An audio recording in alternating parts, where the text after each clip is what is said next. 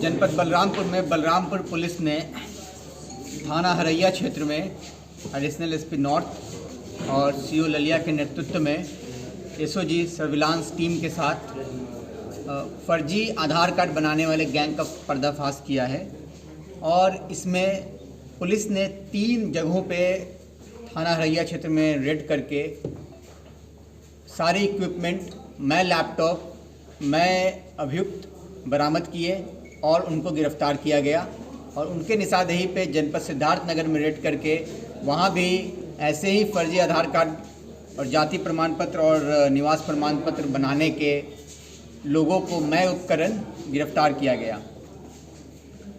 ये पूरी जो कार्रवाई जो की गई है ये इसलिए की गई है कि पुलिस को ये सूचना मिली थी कि यहाँ फर्जी आधार कार्ड बनाया जा रहा है। जो लोग अनऑथराइज्ड हैं वो लोग भी आधार कार्ड बना रहे हैं। इसके आधार पर पुलिस ने रेड किया और इन सभी को गिरफ्तार किया गया है। इसमेमें कुल 3 मुकदमे लिखे गए हैं क्योंकि 3 स्थानों पर रेड किया गया था। 3 सीन ऑफ क्राइम हो गया। तो पहला सीन ऑफ क्राइम में जो मुकदमा लिखा गया है 19/25 थाना हरैया में, उसमें सिद्धार्थ सरोज नाम के व्यक्ति जिसका सीएससी सेंटर है वहाँ पर रेड किया गया था। और इसमें कुल 5 अभियुक्त हैं, मिथुन तिवारी, रमेश तिवारी, गिरिजेश चौधरी और महेंद्र मिश्रा।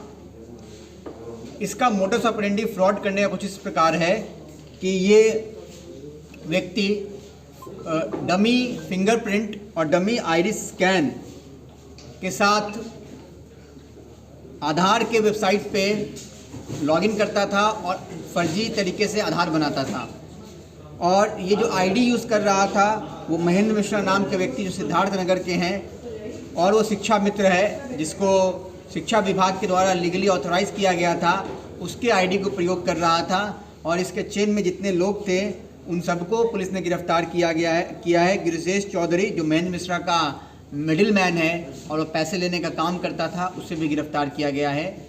इस प्रकरण में पुलिस को फर्जी जन्म प्रमाण पत्र, निवास प्रमाण पत्र, आय प्रमाण पत्र प्राप्त हुए हैं जिसके आधार पे फर्जी आधार बनाने का काम किया गया है।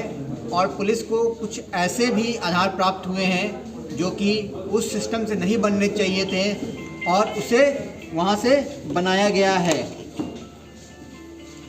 और 2 मुकदमे जो लिखे गए हैं 20/25 और 21/25, ये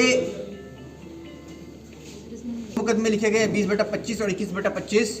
इसमें 20/25 में कुल 4 अभियुक्तों को और 21/25 में कुल 2 अभियुक्तों को गिरफ्तार किया गया है। दिनेश पाठक, प्रदीप यादव,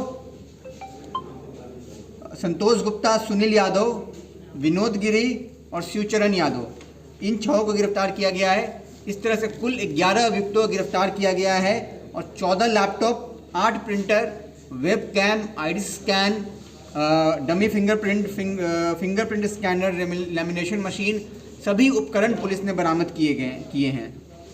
और ये जो बाद के 2 मुकदमे लिखे गए इनका मोडस ऑपरेंडी कुछ अलग प्रकार का है। ये एक ऐसा ऐप का प्रयोग कर रहे थे जो कि बिना कोई ऑथेंटिकेशन के आधार के डेटाबेस में प्रवेश कर रहा था और इनके द्वारा बनाए गए आधार को अपडेट कर रहा था। और इस तरह से ये 2 मोडस ऑपरेंडी पे काम किया जा रहा था।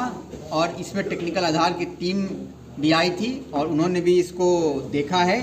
और हम लोगों ने आधार से सभी डाटा मांगे हैं जिसके आधार पे इस बात की पूर्णतया पुष्टि हो पाए कि ये लोग कैसे और किसका लॉगिन आईडी का उपयोग कर रहे थे, क्योंकि इन लोगों के पास अपना लॉगिन आईडी नहीं था।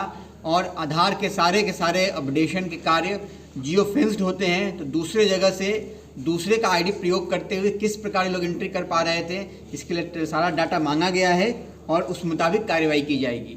इसमें हमें ऐसे भी साक्ष्य प्राप्त हुए हैं कि इसके तंत्र और भी दूसरे जनपदों से, मतलब बलरामपुर और सिद्धार्थ नगर के अलावा भी जुड़े हुए हैं और वहाँ भी पुलिस कार्रवाई करेगी।